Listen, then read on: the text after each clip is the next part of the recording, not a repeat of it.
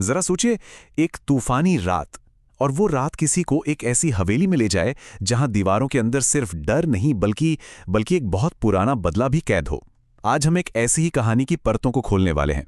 ये कहानी एक परिवार के खौफनाक तजुर्बे से तो शुरू होती है, लेकिन ये हमें पीढ़ियों पुराने अन्याय और इंसाफ की एक बहुत ही गहरी तलाश तक ले जाती है।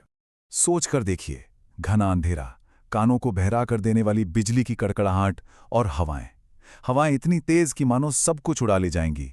और फिर आंखों के सामने ही अपना घर, जो सबसे महफूज जगह होती है, वो ताश के पत्तों की तरह बिखर जाए।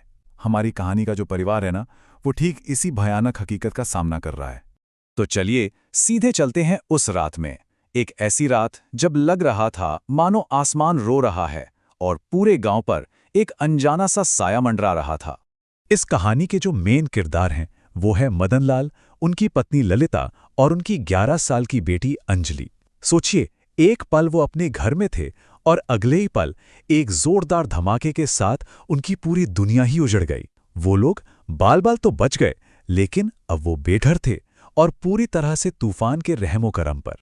अब उनके पास उम्मीद की बस एक ही किरण थी, गांव के सरपंच का घर, जो वहां से करीब 4 कोस, मतलब समझ लीजिए लगभग 12 किलोमीटर दूर था।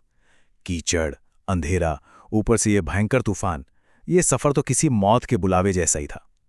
पर क्या करते, उनके पास पीछे मुड़ने का कोई रास्ता भी तो नहीं था। पर इस सफर में तूफान ही उनका अकेला दुश्मन नहीं था।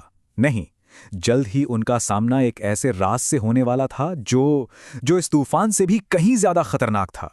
आधी रात का वक्त, वीरान रास्ता, और तभी अचानक अंधेरे में से एक साया उभरता है।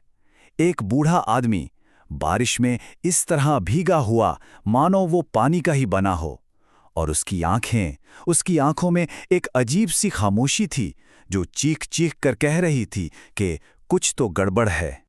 और यहीं पर ना मदन लाल और ललिता के बीच में एक बहस छिड़ जाती है। मदन लाल को उस बूढ़े में अपनी ही बेबसी नजर आ रही थी। वो इंसानियत दिखाना चाहता था, लेकिन ललिता का दिल किसी अनहोनी के डर से कांप रहा था। उसे उस अजनबी में कुछ भी ठीक नहीं लग रहा था। और बस यही वो पल था, वो एक फैसला जिसने उनकी किस्मत पे ताला लगा दिया। उस बूढ़े आदमी ने उन्हें सरपंच के घर जाने वाले लंबे रास्ते के बजाय पास की ही एक हवेली का रास्ता सुझाया। वो मनहूस हवेली जिसके नाम से भी पूरा गांव कांपता था। अब वो उस दहलीज पर खड़े थे जहां से जिंदा वापस लौटने की कोई गारंटी नहीं थी। तो चलिए हवेली के अंदर चलते हैं और देखते हैं कि वहां क्या राज दफन है। हवेली के अंदर तो जैसे वक्त ही थम गया था।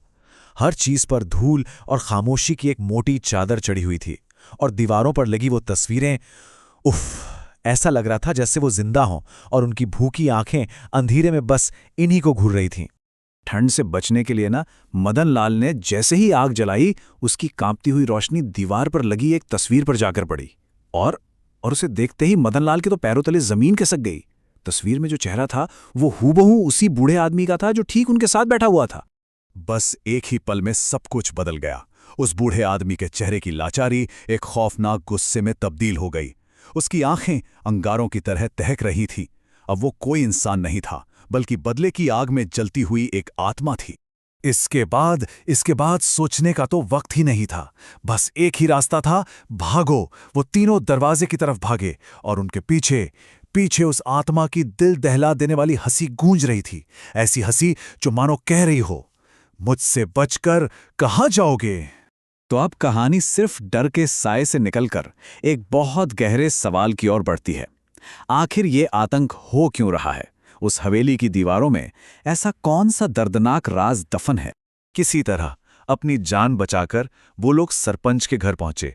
पहले तो सरपंच ने उनकी बात को वहम कहकर टालने की कोशिश की, लेकिन जैसे ही उसे पता चला कि ये बात उसी हवेली की है जो उसके पुरखों की थी, तो उसने खुद सच्चाई का पता लगाने का फैसला किया। और वो भी अकेले नहीं, गांव के तांत्रिक रमनजीत के साथ, जो इन आत्माओं और पारलौकिक शक्तियों से निपटना जानता था। हवेली में सरपंच का सामना उसी आत्मा से हुआ, और तब उस आत्मा ने अपना सदियों पुराना दर्द बयान किया। पता चला कि उसका ये आतंक बेवजह नहीं था। वो सरपंच के खानदान से अपना हिसाब बराबर करने आया था।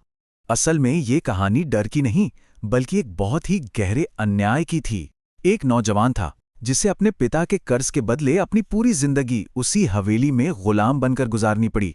उसे इतना सताया गया, इतना तड़पाया गया कि एक दिन एक हादसे में उसकी मौत हो गई। लेकिन उसकी मौत को बस एक हादसा कहकर भुला दिया गया। न उसे न उसके परिवार को कभी इंसाफ नहीं मिला। और यही बात हमें कहानी के उस मोड़ पर ले आती है जहां सवाल अब किसी भूत को हराने का नहीं था, बल्कि पीढ़ियों पहले हुए एक जख्म को भरने का था। उस आत्मा की दर्द भरी कहानी सुनने के बाद ना सरपंच का दिल पूरी तरह बदल गया। उसने अपने पुरखों के गुनाह को महसूस किया और उसी पल उसने एक फैसला किया कि हिंसा का जवाब हिंसा से नहीं बल्कि हमदर्दी से दिया जाएगा। उसने तांत्रिक को रोक दिया। तब तांत्रिक ने भी समझाया कि उस आत्मा को सजा की नहीं बल्कि शांति की जरूरत है। जब तक उसके जख्म नहीं भरेंगे वो यहीं भटकती रहेगी। तो उसे भस्म करने के बजाय उसे मुक्ति देनी होगी।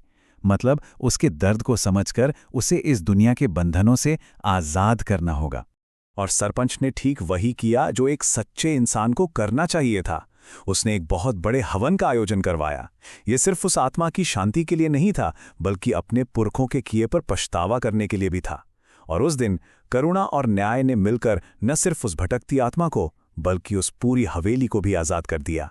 और हाँ, मदनलाल के परिवार को भी उस हवेली की जगह सरपंच के घर में एक नई शुरुआत मिली। तो आखिर में ये कहानी हमें एक बहुत गहरे सवाल के साथ छोड़ जाती है।